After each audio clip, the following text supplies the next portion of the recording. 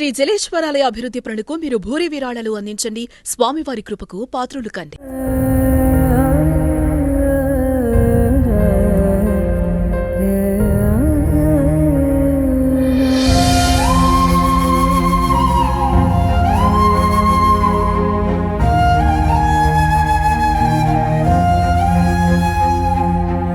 నేను బతికిన నన్ను తీసిరు కానీ నా కొడుకును కూడా తీయలేదమ్మా. వాళ్ళు తీసేసరిగా చచ్చిపోయిందమ్మా.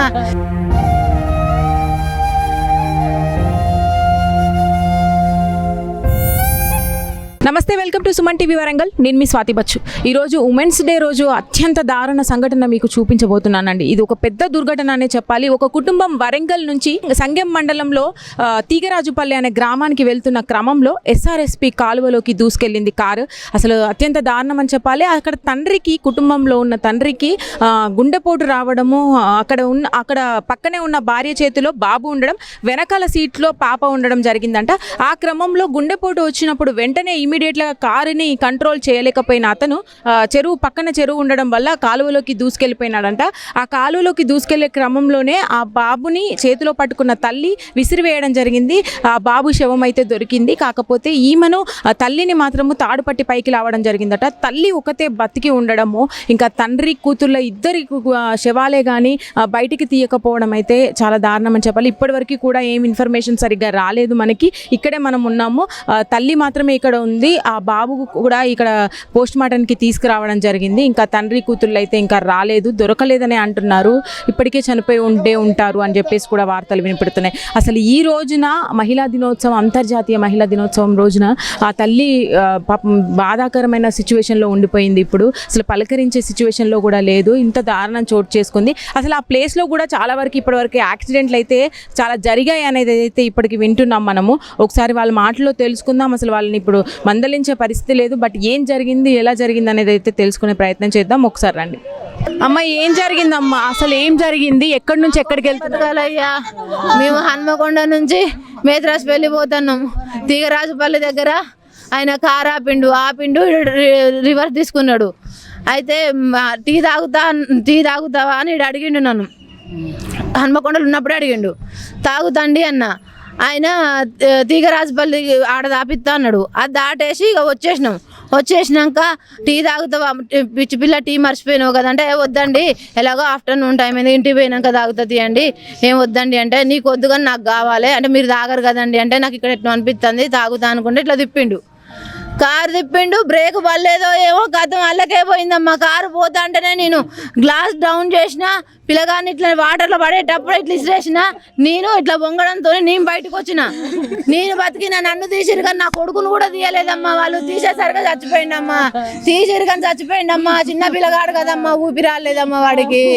ఓ అమ్మా ఎందుకు పోతా అన్నాడమ్మా ఊరికి. మా అమ్మ నాన్న చూసి పోవాలంటాడమ్మా ఊకే.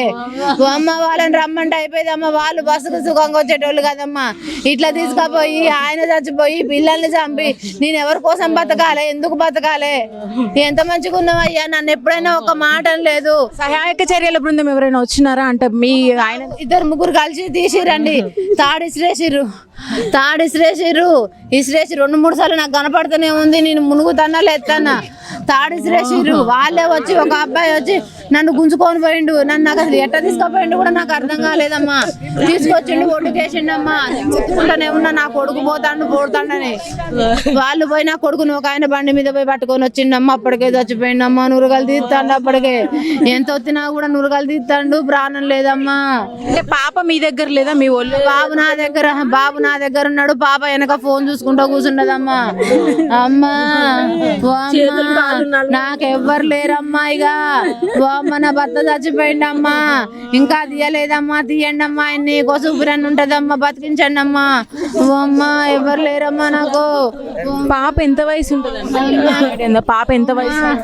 5 సంవత్సరాలు ఉంటుంది. బాబు సంవత్సరం వెళ్ళేది. మొన్ననే సంవత్సరం బర్త్డే అయిపోయింది. మొన్న అయిపోయింది.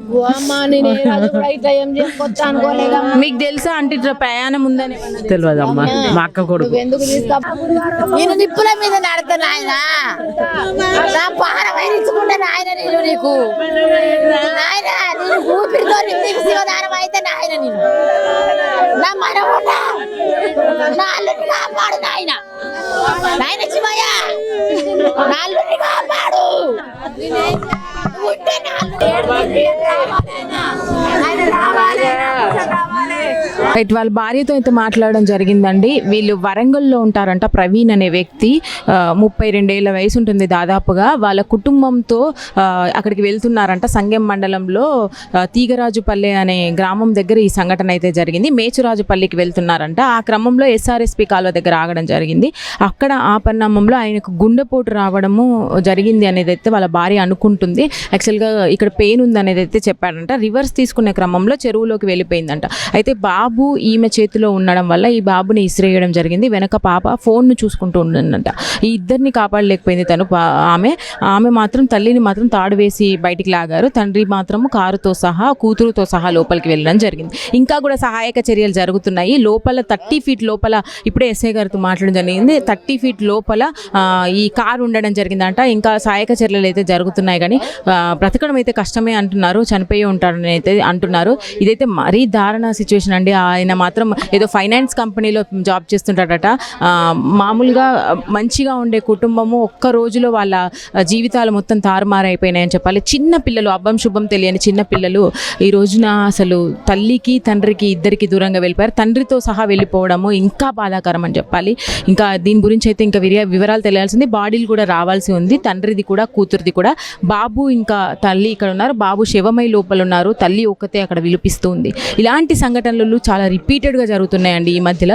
కొంచెమైనా కార్ మీద అవగాహన ఉంటే మరి తల్లి ఏదైనా అక్కడ వెంటనే ఏదైనా చర్య తీసుకొని హ్యాండ్ బ్రేక్ లాగడం ఏమైనా అయ్యి ఉంటే మాత్రం ఏదైనా కొంచెమైనా కూడా వాళ్ళు వెనక్కి జరిగే వాళ్ళేమో కారు వెనక్కి జరిగేదేమో అనేది అయితే ఇక్కడ అభిప్రాయాలు వ్యక్తమవుతున్నాయి.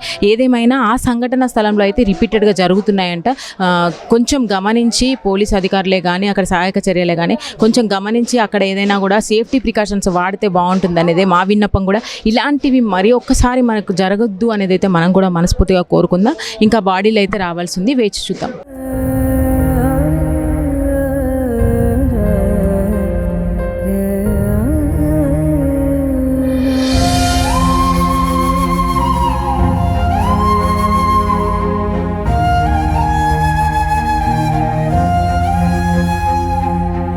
నేను బతికిన నన్ను తీసిరు కానీ నా కొడుకును కూడా తీయలేదమ్మా. వాళ్ళు తీసేసరిగా చచ్చిపోయిందమ్మా.